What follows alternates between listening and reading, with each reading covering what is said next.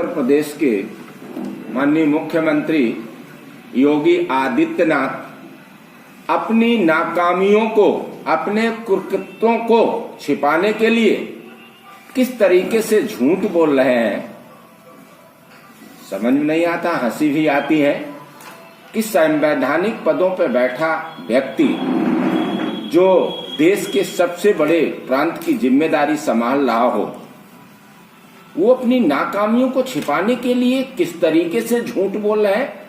उन्हें शर्म नहीं आती है। बताते हैं कि जो कन्नौज में इत्र व्यवसायी वो समाजवादी से जोड़ते हैं, समाजवादी पार्टी से उसका कोई लेना देना नहीं।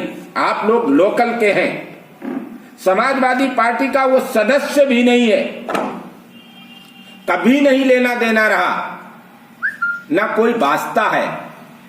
लेकिन अपने लोगों को बचाने के लिए, अपने लोगों को छिपाने के लिए इस तरीके का काम भारतीय जनता पार्टी के लोग कर रहे हैं। गिरफ्तार हो गए हैं, पीयूष जैन से पूछ लिया जाए उनका किस पार्टी से लेना देना रहा है। अब तो गिरफ्तार है, मीडिया के लोग पूछ सकते हैं। और जो लोकल का व्यक्ति बहस करना चाहता है, मैं राजनीति छोड़ दूं अगर उसका कोई लेना देना समाजवादी पार्टी से हो। दूसरी बात, जो इतना काला धन मिला है, ये किसने कहा था कि सरकार बनने दो, हम काला धन वापस लाएंगे। 8 नवंबर 2016 नोटबंदी होती है, 1 माह 2 माह तक पुराने नोट चलते हैं। उसके बाद 2 माह तक बैंकों से आधार कार्ड के माध्यम से बमुश्किल 50,000 रुपए दिए जाते हैं। 50,000 रुपए उस समय दिए जा रहे थे, तो पैसा कैसे इकट्ठा हो गया? अगर इन 5 सालों में पैसा नहीं इकट्ठा हुआ, और अगर उसी 1 माह में 19 मार्च को नई सरकार बन गई 17 में, और 1 माह में अगर इतना पैसा इकट्ठा हो गया, तो निश्चित रूप से नोटबंदी में सत्ताधारियों ने बड़ा घोटाला किया।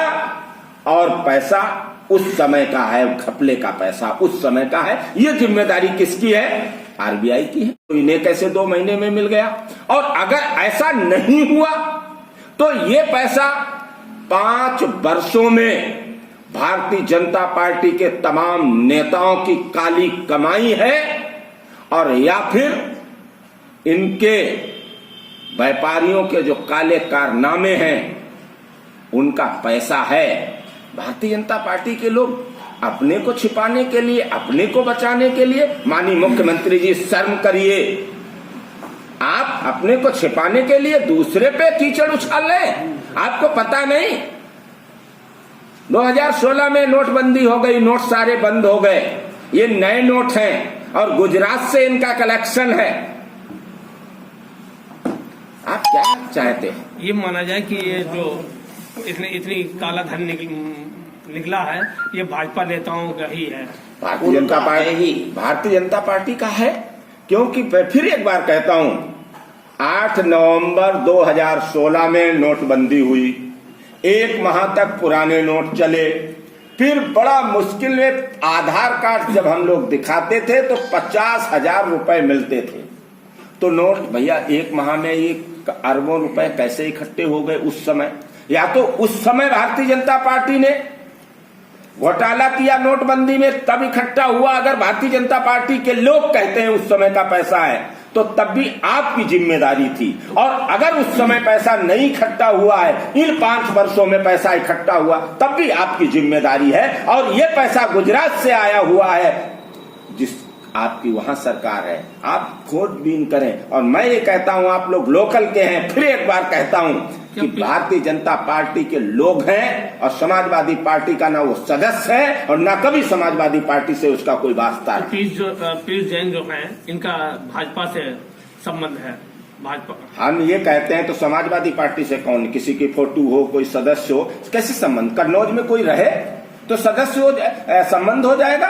अगर किसी जाति का उस एमएलसी होगा तो उसका खास हो जाएगा, उसका रिश्तेदार हो जाएगा। तो ऐसे फिर ललित मोदी और नीरज मोदी ये किसके रिश्तेदार हैं जो अरबों रुपए लेके चले गए? क्या माननीय प्रधानमंत्री जी के नीरज मोदी, ललित मोदी रिश्तेदार?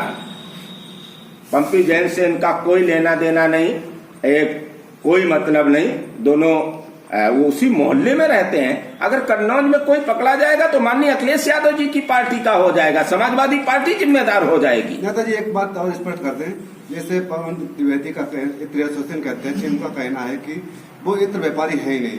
तो समाजवादी इत्र की शुरुआत हुई, दूर दूर तक लेना देना नहीं। उसमें हमारे समाजवादी पार्टी के नेता एमएलसी पंपी जैन जी गए थे। अब पंपी जैन की वो तस्वीर देख लीजिए। अगर पीयूष जैन उनके खानदान के भी नहीं है, एक मोहल्ले में रहने से, एक शहर में रहने से पूरा शहर कातिल नहीं हो जाता है। और बदनाम करने के लिए भारतीय जनता पार्टी के बड़बोले लोग हैं, हमेशा ये अपने को छिपाने के लिए दूसरे पे कीचड़ उछालते हैं। ये भारतीय जनता पार्टी के रिलेटिव लोग हैं और उन्हें बचाने का प्रयास किया जा रहा है। मैंने पहले ही बता दिया, ये जो पैसा इकट्ठा हुआ इन 5 वर्षों में इकट्ठा हुआ, अगर उन 2 महीनों में इकट्ठा हुआ तो निश्चित रूप से तब भी भारतीय जनता पार्टी के लोग इन्वॉल्व थे, क्योंकि आरबीआई सेंट्रल गवर्नमेंट के अधीन होती है। चुनाव को लेकर कितना फर्क पड़ेगा? इससे कोई फर्क नहीं पड़ेगा, क्योंकि कुछ चैनल्स बिकाऊ हैं, वो समाजवादी से कह रहे थे और उस पर मानहानि वकील साहब बैठे हैं, उसके प्रूफ मिले, मानहानि का मुकदमा डाला जाएगा। आपने कैसे बता दिया पीयूष जैन और पंपी जैन एक हैं? आप अपनी मीडिया भेजते कन्नौज, पता लगाते। आप लोग तो लोकल के हैं, आप जानते हैं पीयूष जैन। अरे पीयूष जैन को बहुत कम लोग जानते हैं, उन्होंने कभी सामाजिक मतलब नहीं रखा। पंपी जैन को दुनिया जानती है और उसके बाद लोग कह रहे हैं, बड़े पत्रकार कह रहे हैं नहीं पंपी जैन और पुष्पराज जैन एक ही हैं। तो कुछ चैनल जो भारतीय जनता पार्टी के मोदी चैनल हैं, उन्होंने ऐसा प्रचार किया, इसलिए मैं आपके सामने आया। हकीकत आप जानते हैं। और मैं फिर एक बार कहता हूं, अगर कहीं समाजवादियों से पीयूष जैन का कोई लेना देना हो, कभी बैठक हो, कभी हमारी पार्टी का वो सदस्य भी रहा हो, तो हम लोग राजनीति करना छोड़